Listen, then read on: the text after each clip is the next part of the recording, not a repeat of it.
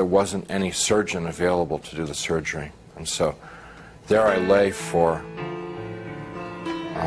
8 to 10 hours in that hospital with no medication, no examination, no attention whatsoever, awaiting a surgeon to come to give me this operation that was critical.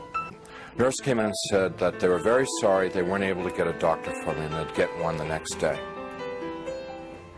Well, when she said that, I knew that it was over for me. I knew that I was dead. The only thing that was keeping me alive was I didn't want to die. I was scared to death of dying because as far as I knew, I was an atheist, non-believer, person who lived for the gratification they could get out of the moment. And, you know, like dying to me was like the worst. I mean, next to the pain, dying was the worst thing that could happen to you because it was the end of life and there was no more. There wasn't anything else.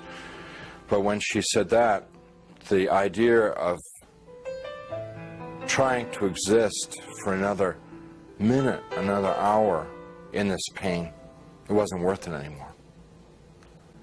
So I said to my wife, it's time for us to say goodbye because I'm going to die now.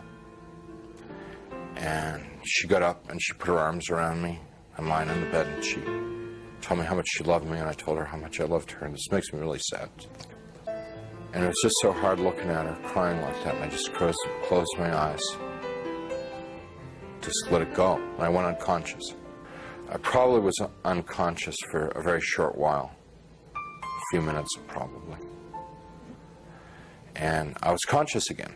And I looked, opened my eyes and looked, and I was standing up next to my bed.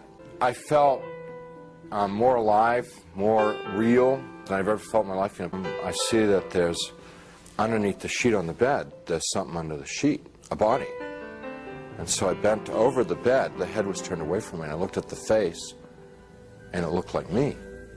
But that wasn't possible because I was standing there, I'm alive, I'm great, you know. I mean, I'm more than great, I'm like, you know. And so I tried to talk to my wife. Can't you hear me? And can't you hear me? You know, she couldn't hear me or see me. That's not me. So I'm getting really agitated and upset because this is all too weird. You know, this can't be happening. It's impossible. I've got a hospital gown on, and it's like really, everything's really real. And I hear people calling me outside the room, and they're saying to me in soft, gentle voices, "Howard, you got to come with us now. Come quickly. Come out here." So I go over to the doorway of the room, and there's people out in the hallway, and they're the hallway's dank. It's gray.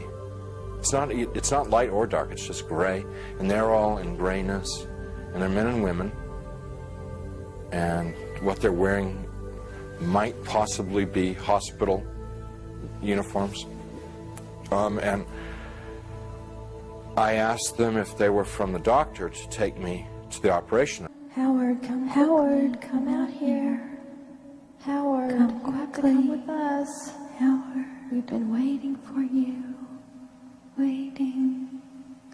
I left the room, which was real, clear, bright, and went into the hallway, which was dank and hazy, and followed these people. We had a very long journey. And as we walked, they stayed around me and kept moving me on, and it kept getting darker and darker. They were becoming more and more openly hostile to me. And so we get into complete darkness. I'm absolutely terrified. These people are very hostile. I don't know where I am. I said, I'm not going to go with you any further. They said, you're almost there. And we started to fight. I was trying to get away from them. They were pushing and pulling at me. And there are now a lot of them. And they're playing with me. You know, clearly they could have just destroyed me if they wanted to. They didn't want to destroy me. What they wanted to do was they wanted to inflict pain on me because they derived, pleasure isn't the right word, but they derived satisfaction out of the pain that I experienced. So what they were doing in the beginning part was, it's real hard for me to talk about, and I'm not going to tell you much about it, just a little bit. because it gets, I mean, it just gets too ugly. But initially they were like tearing and biting, tearing with their fingernails, scratching, gouging, ripping, and then biting. And I eventually was just laying on the ground there, all ripped up, pain everywhere, inside, outside, and even harder to bear than the physical pain was the emotional pain of what had just happened to me. You know, I never once felt that it was unjust or wrong. I heard my voice. It wasn't somebody else's voice. It wasn't the voice of God or anything. It was my voice. And I heard it speak, but I didn't speak it. So whether it's the voice of my conscience or I don't know what it was. It was just, but I distinctly heard my voice say, pray to God. And so I thought to myself, I don't believe in God.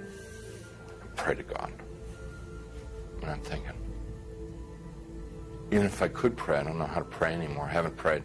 And at that time, I probably hadn't prayed in 22, 23 years. So I'm, let's see, the Lord is my shepherd. Give us this day our daily bread. My country, 'tis of thee. No, that's not a prayer. That's wrong. Let's see. Yea, though I walk through the valley of the shadow of death, fourscore and 7 years ago, our forefathers. You know, I'm getting all of them mixed up. I can't remember how to pray. And then the people who are around me, every time I'd like mention God, these people who had attacked me and beaten me, every time I mentioned God, it was as if mentioning God was throwing boiling water on them. They would shriek, they would scream, they would yell. It was so painful for them to hear about God that they kept backing away, backing away, backing away. I'm lying there, and eventually I realized that they're gone, and I'm alone. I thought about my life, thought about what I'd done and what I hadn't done. I thought about the situation I was in, and the conclusion that I came to is that I had lived my adult life. I had lived a selfish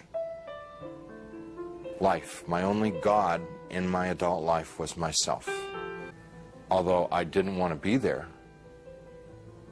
it seemed like probably the right place for me to be.